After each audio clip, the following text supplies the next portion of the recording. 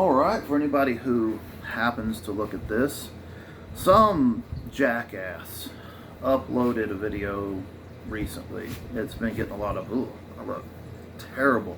Pardon me guys, I'm still recovering from surgery and just all kinds of crap in my life. Anyway, this jackass uploaded a video saying that the AR-15 will get you killed. And he's got a bunch of points, which are 100%, just about all of them are wrong, to why the AR-15 gets you killed and is a terrible rifle. I'm gonna make some enemies with my stance on guns. I'm not an absolutist at all.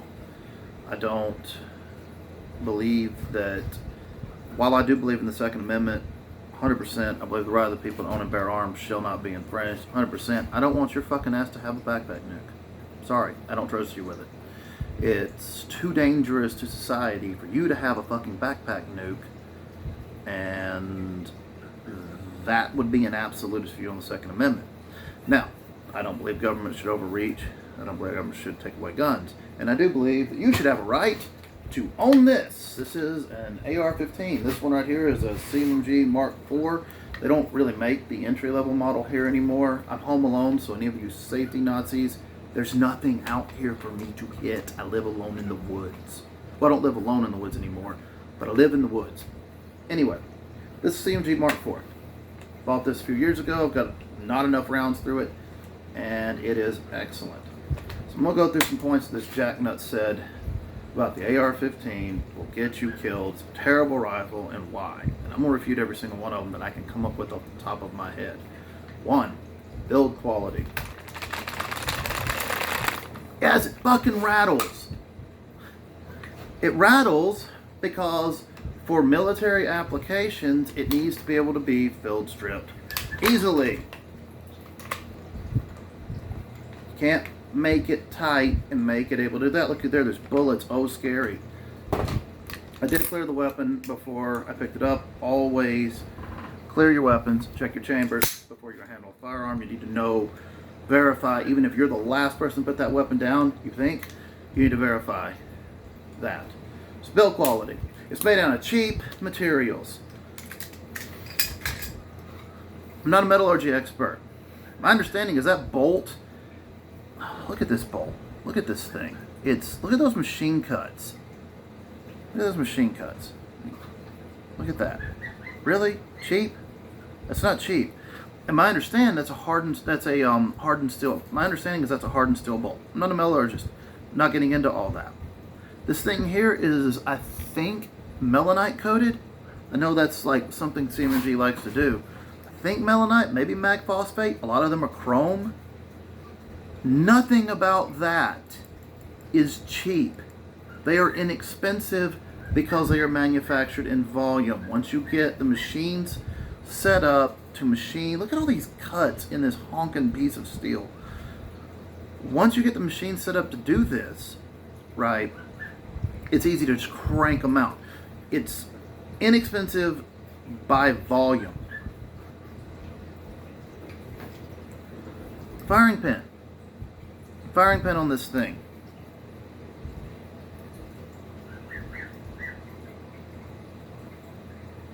Get out of there, bitch. Firing pin. This is a chrome plated firing pin. This is not a cheap process. Chrome plating and I think shot peening a piece of metal is not fucking cheap. It's inexpensive because they built millions of them. Period. Like, that's, I hate when that happens. It's inexpensive because they built millions of them, and that's really all there is to it. I mean, it's not cheap. It's not a cheap thing. Receivers, hardened, anodized aluminum.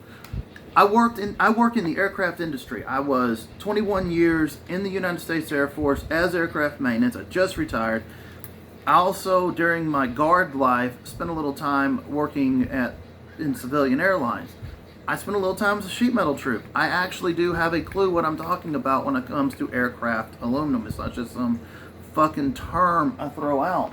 And this stuff here, I'm not going to try to rattle off the name, This is the high quality stuff that the aircraft manufacturers try to use as little of as possible because it's too fucking expensive. This is heat treated, it's anodized.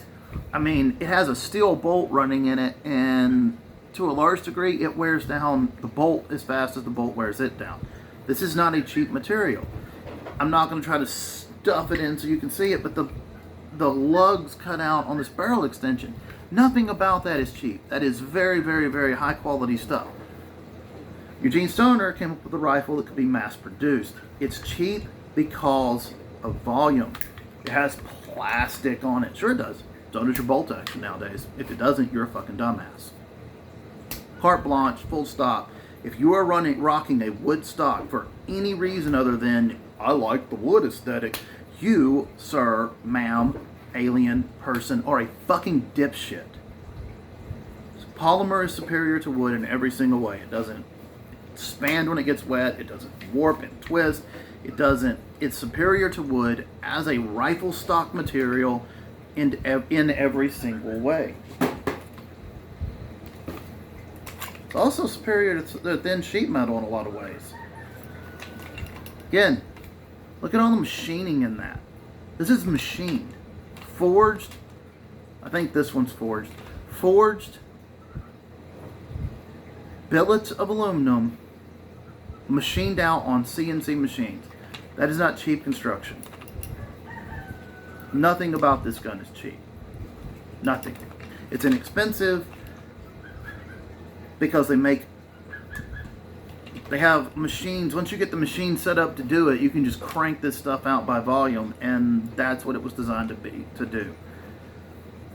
You had one machine that's set with this little stop back when it was done by hand. Crank the thing in, you set it in the jig, you meh, and it's done. You pull your drill out and go to the stop, and it's done. It was designed to be manufacturable, but that does not mean cheap. Enough on build quality. I mean, it's so fucking cheap that they just now are coming up with a potential replacement for it after I think 3 or 4 failed programs, ASCII and McCollum, to replace it, and I'm not convinced, guys. I'm not. I like the 6.8 round. I think a little bit beefier version of this that can shoot. I mean, they had the right round with the 6.8 SBC.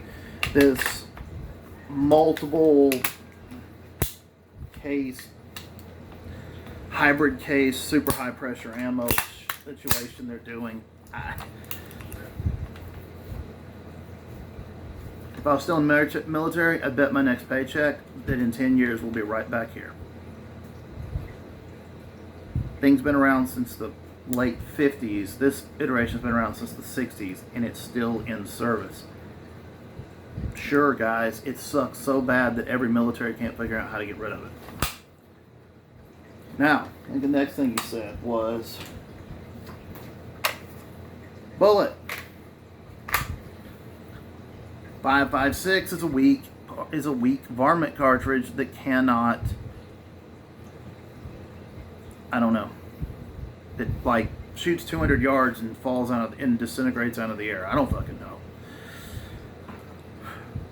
It's an intermediate cartridge. Right, intermediate cartridge. Energy delivered to target is measured in mass times velocity squared. The velocity is squared. It's the thing that gets multiplied times itself. The faster a projectile goes, literally exponentially, it has more energy. You get more energy out of speed than you do out of mass. Yes, there is a big bullets work in certain situations better than small bullets, 100%.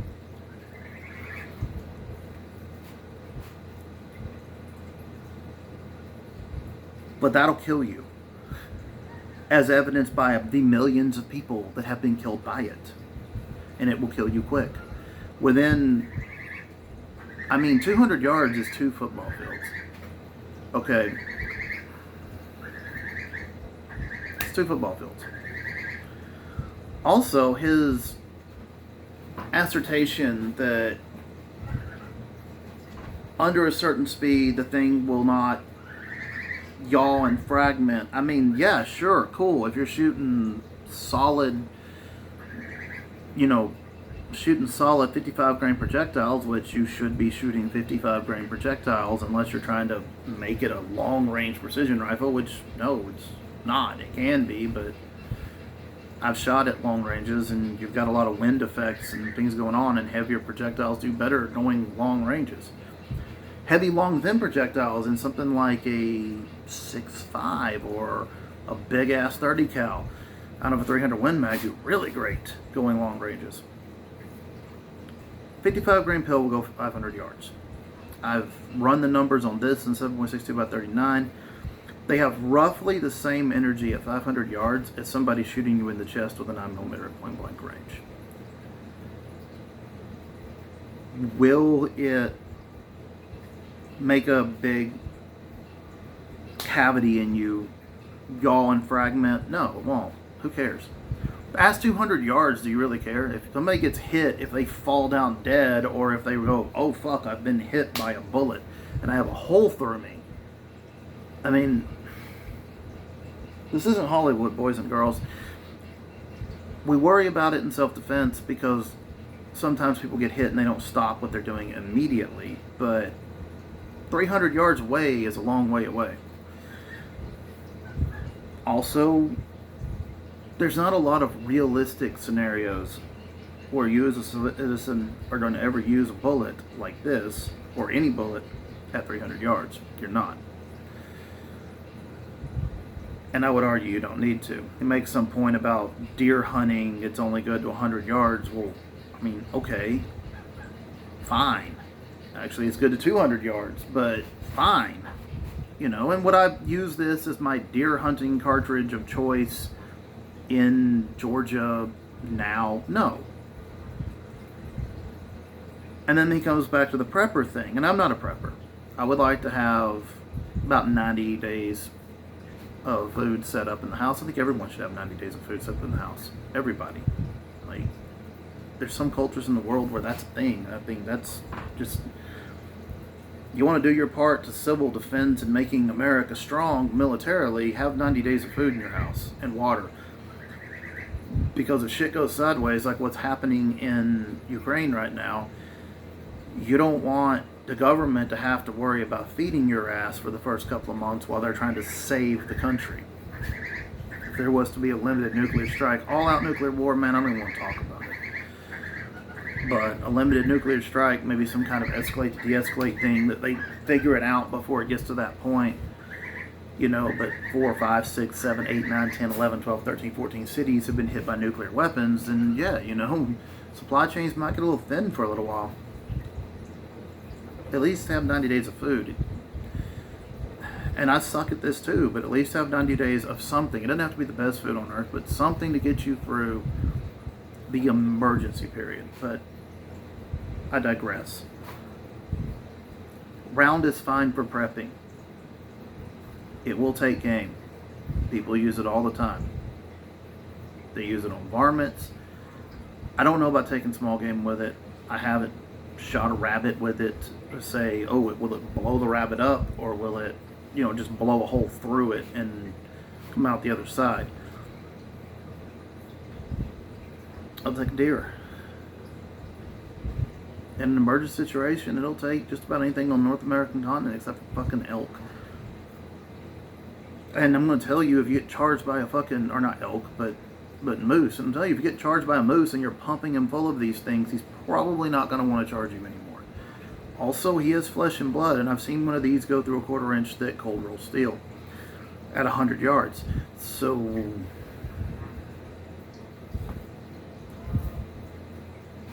pro tip, at least it used to be, wolf ammo is steel core.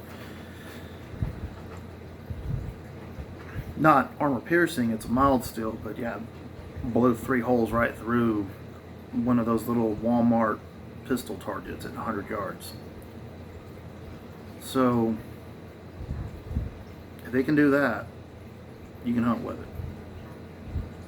It'll kill you. I mean, I used to stack them within groups the size of my hand with that 1 to 4 power scope at 300 yards. I don't know what he's talking about. Gun's effective to at least 400 yards. on a point target. Modern, I mean, go watch the 9-hole reviews of the What Would Stoner Do rifle where they take it out to fucking 650 yards. If you can hit it, you can kill it. Will it die? Instantly. Nobody fucking knows what's going to happen when they get shot anyway. It's just the physics of fluid dynamics and high-speed supersonic projectiles. It doesn't... Like, you need a supercomputer to model every gunshot.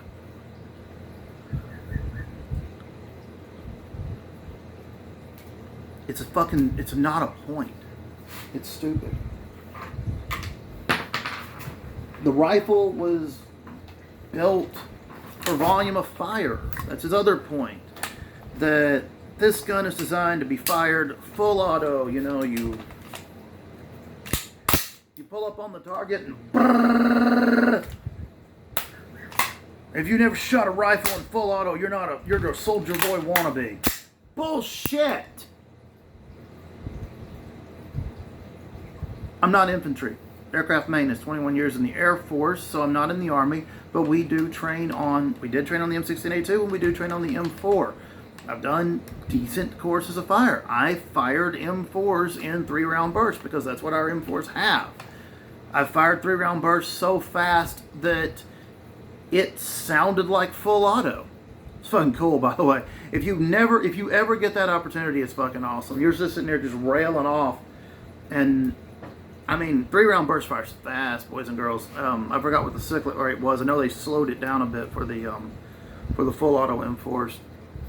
But you know, you're going and there's just fire blowing out of the fucking chamber, and God, it's fucking cool.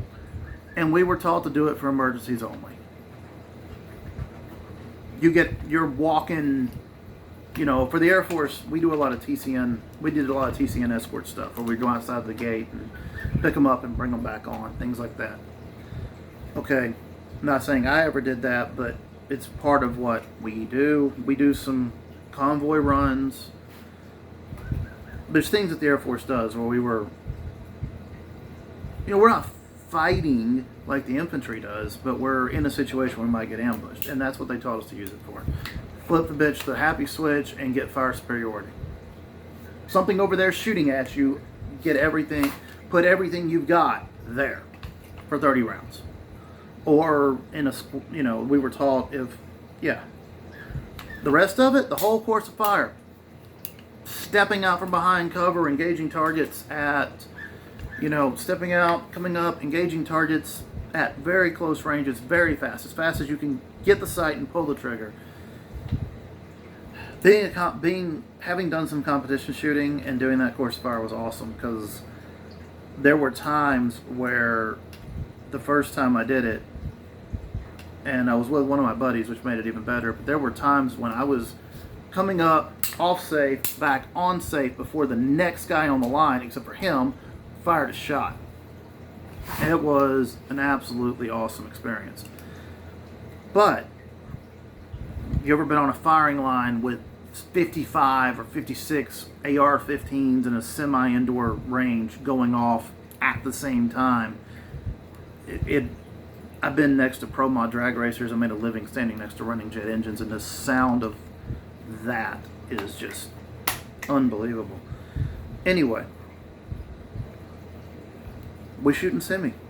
We're trained to put the gun in semi and fire. We used to never even fire it in full auto back with the M16A2.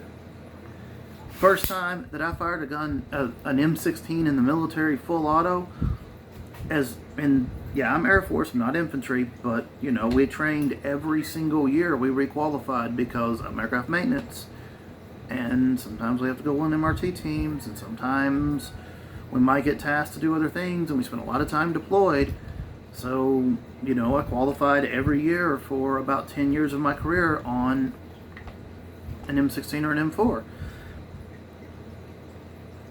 And the first time I ever fired full auto was the last time I qualified on the M16A2, because some former Marine cadam decided that, and he was right, by the way, that you're wasting good shots on the warm-up. So he just jumped straight into the qualification, and if you qualified, you were done. And if you had rounds left over, if you didn't have to go back and do the qualification, your second round of shooting, then we got to shoot 30 rounds full auto, and it was cool. And that was the first time I ever fired a gun in the military in full auto. So, no. No, it is not. You are not losing that much by not having a full auto. You listen to the Spec Ops guys, they run them in semi. Fire superiority with these guns. God forbid you were ever in a situation where something like fire superiority became something you gave a shit about as a civilian. I can fire a semi-automatic rifle pretty fucking fast. And I can keep a volume of fire up in semi-auto for a very long time.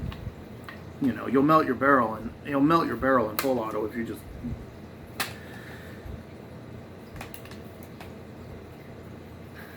It's a non-point.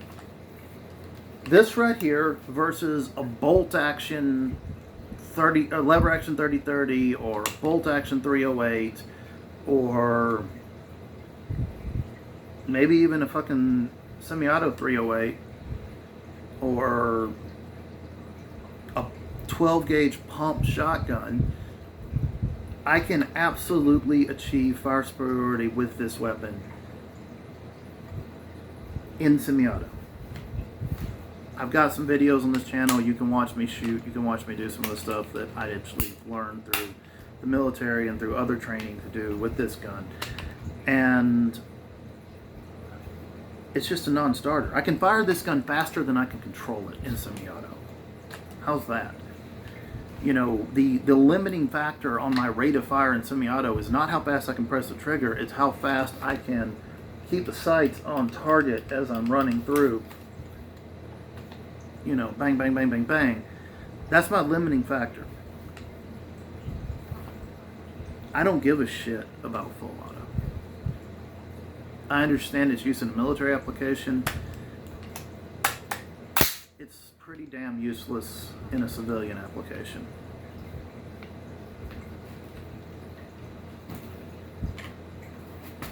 I don't know what else to go on. Ammunition choices. He talks about fragmenting a lot. The military cannot use hollow point or frangible ammunition. It is a violation of the so-called law of war, because that actually, there's a law to how we can kill each other. I am in my home. This is not a war zone. If you come into my home and I grab a weapon to defend myself, I don't fucking care, because I'm not under the law of war. How crazy is this? The military cannot use hollow point ammunition in their sidearms on baddies in whatever part of the world they happen to be in that day. They cannot use things like this, which is a varmint round designed to open up and fragment inside the body without having to rely on yawing and breaking the thing apart. And this is very, very similar to a round that law enforcement uses. Your police can use weapons on you that we cannot use on the baddies overseas. Make it make sense, because it doesn't to me. And that's the point. This is a soft point varmint round. I use this in this rifle in my home. I use it for a reason. This round has a very, very low possibility of going into somebody and coming back out of somebody at Mach 2, which is going into them at, and continuing on. I do live in the country, but I don't want to risk shooting uphill, or, you know, I'm not always the only one in the house. If I shoot somebody, I want it to stay there. I've also got chickens. I had to hunt down and kill a fox last month. And I did it with a 12 gauge shotgun, by the way. How many of y'all can sneak up on a fox in broad daylight and take him with a 12 gauge shotgun?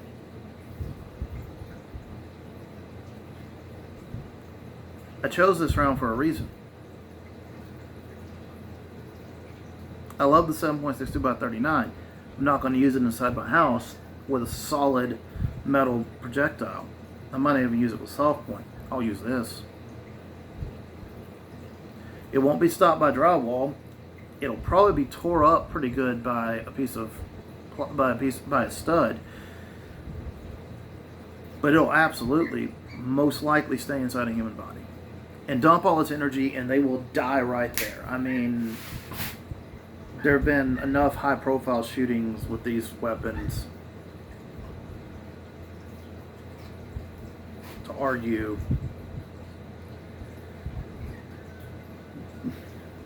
It's just a non-point, guys. It's nonsensical. There's no way to argue with it because it doesn't make any sense. It's a nonsensical argument. Round will kill you. Round will kill whoever you shoot with it. Round will kill almost anything on the North American continent you shoot with it. It produces something like 900 foot-pounds of energy at 100 yards. I mean, that's a lot of power. Triple what a 9mm has. It's just stupid. It's a ridiculous argument. I mean, I've shot these things 300-400 yards and made divots in steel with them. I mean, no. You shoot cold rolled steel at 300 yards with full metal jacket 55 grain, you're going to blow a fucking divot out the side of it. I've seen it happen. If they can put a inch deep dent in cold rolled steel, I don't want to get hit by it. Dumb argument.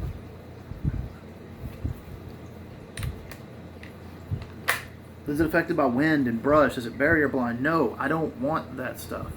No bullets barrier blind. It's never designed to be the best round at anything. That's not the point. This successfully replaced the submachine gun, the battle rifle, and the submachine gun and the battle rifle, and it consolidated into one weapon that was good from 0 to 400 yards, could get fire superiority, and could be used in a house.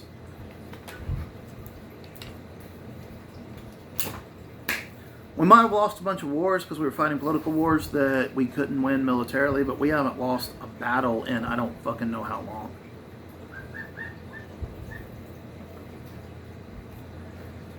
What else did he fucking say? Oh, he cited the massacre in Las Vegas, and I'm not responding to that because it doesn't bear it.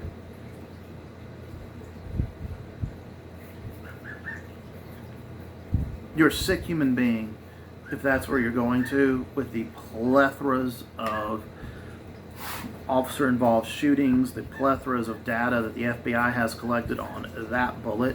If you're going to cite the massacre in Las Vegas as anecdotal evidence, you are a sick, sick, sick puppy, sir. And you need to go get some help, because there's something fucking wrong with you. It's a nonsensical video. That's my point. That's my conclusion. The AR-15 is a fantastic all-in-one rifle for, and by extension, this bullet. It's a decent bullet. I don't particularly love the 5.56, but the AR-15 is a fantastic rifle in its derivatives. If you don't like the 5.56, get a fucking CMG Mutant. Get something. CMG makes lots of guns that have like kind of upscaled the 5.56 without going to a 308, which are cool. That's neat. I wonder if they make it 6.5 Grendel. I haven't looked at their website. That would be a cool gun, don't you think, boys and girls? But